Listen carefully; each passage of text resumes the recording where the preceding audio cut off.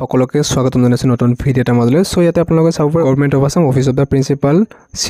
school of veterinary science and animal husbandry Assam Ghungoor শিলচৰৰ পৰা আহিছে যোৱাকালি নটিছটো মুকলি কৰিছে 7 আগষ্ট 2026 ইয়াতে কি কৈছে চাওক this is for general information all the concerned as approved the board of controller of examination the meeting held on 5 August 2026 5 August তাৰিখে যিখন মিটিং অনুষ্ঠিত কৰা হৈছিল গুৱাহাটী চেনিগুঠি গুৱাহাটীত ভেটেনাৰী অফিচত সো ইয়াতে আপোনালোকৰ হেমতে কি কৰিছে the final result for the 1-year VFA training course in elementary knowledge of animal husbandry and veterinary science to 2024 or 25 never 25 to 26 under Karbi Anglong Autonomous Councilor Jihokolor course kurisile KWC at the School of Veterinary Science Bokakhat Golakhat to তেওঁলোকৰ final result ইতিমধ্যে declare কৰিছে যোৱাকালি on the 7 August so ইয়াতে আপোনালোকৰ total 49 গৰাকী candidate আছিলে কোৰ্সটোত আৰু ইয়াতে 48 গৰাকীয়ে ইয়াতে কোৱালিফাই কৰিছে বাকি এগৰাকীয়ে ডিসকন্টিনিউ কৰিছিল কোৰ্সটো successful candidate are instructed to collect the original and final marksheet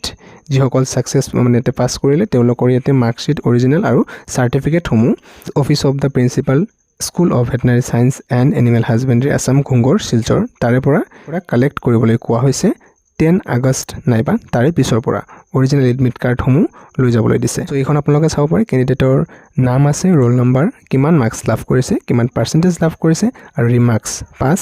নে এটো আপোনালোকে এটা চাব পাৰিব সো এটো যেনেকুৱা বিটিসিৰ ফালৰ পৰা VFA ৰ বাবে এক্সট্ৰাকে হয় ট্ৰেইনিং আৰু এটো তেনেকুৱা কাৰ্বি আংলং অটোনমাস কাউন্সিলৰ ফালৰ পৰা ঠিক একেধৰে ট্ৰেইনিং তো হৈছিল আৰু ইয়াতে কোৰ্সটো কমপ্লিট কৰা ক্যান্ডিডেটৰ লিষ্ট আৰু ৰিজাল্ট ইতিমধ্যে আহি গল সো এতিয়া কথা হল কি যে VFA টো যেটো আপোনালোকৰ 200 পোষ্টৰ বাবে এপ্লিকেশন লোৱা হৈছিল আৰু ইমান দিনটো কোনো ধৰণৰ আপডেট নাই কিন্তু VFA টো এনেকুৱা হয় যে যেতিয়া আপডেট বহুত দিন মানে এনেকৈ ৰখিয়ে থাকে আৰু যেতিয়া ইয়াৰ কামসমূহ চলি থাকে নহয় তেতিয়া একেলগে মানে চলিয়ে থাকে যে কিছুদিন পিছত হয়তো আপোনালোকে যেহেতু এতিয়া সংকটময় পৰিস্থিতি এটাৰ সৃষ্টি হৈছে বানপানীৰ বাবে চলি আছে সো বানপানীৰ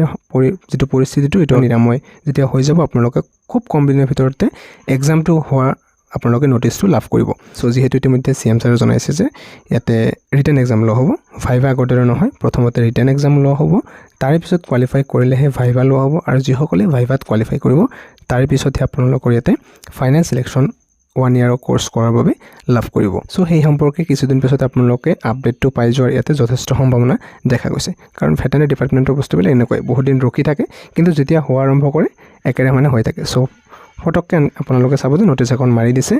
তাৰ পিছত এক্সামৰ বাবে সো বহুত এটা সুধি আছিল এক্সামৰ সিলেবাসটো কেনেকুৱা হ'ব ৰিটেনৰ সো আপোনালোকক কৈ দিছো অফিচিয়েল কোনো সিলেবাস দিয়া নাই কিন্তু সিলেবাসটো এনেকৈ থাকিব যেনেকুৱা আপোনাৰ এডিআৰই এক্সামত হয় ধৰক ইয়াতে